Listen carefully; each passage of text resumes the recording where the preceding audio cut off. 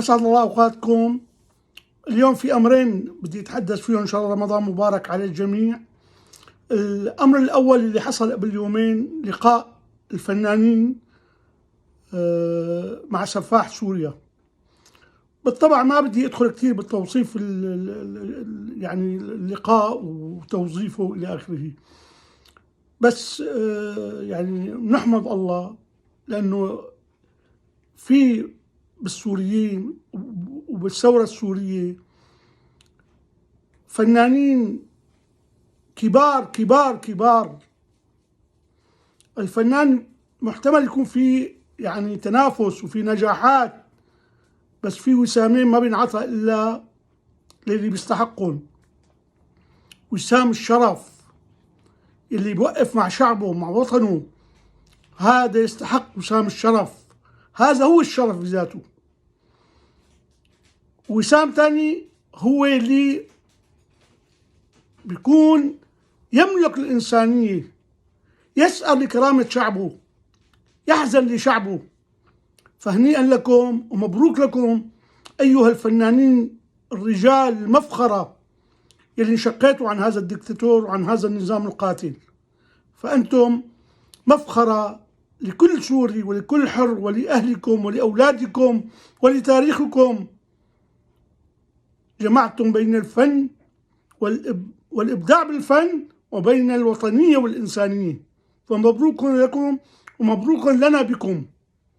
الموضوع الثاني هو موضوع الاجتماع اليوم اللي حصل بواشنطن،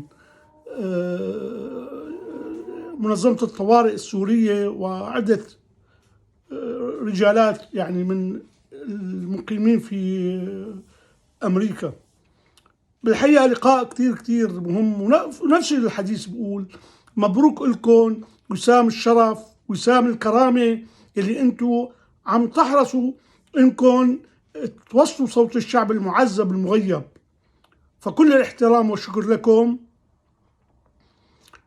وهناك نقطة هامة جدا خلال الست أشهر القادمين، هو أشهر مهمة جدا جدا، ويجب أن يكون الحراك أقوى ومؤثر أكثر، لأن في أمريكا هناك انتخابات، ويجب أن يكون هناك مواقف للسوريين تجاه ما حصل لهذا الشعب، واتجاه التقارير التي وصلت إلى كل مؤسسات الإدارة الأمريكية والعالم. كل الشكر يا أحرار وطني، معا من أجل الحرية.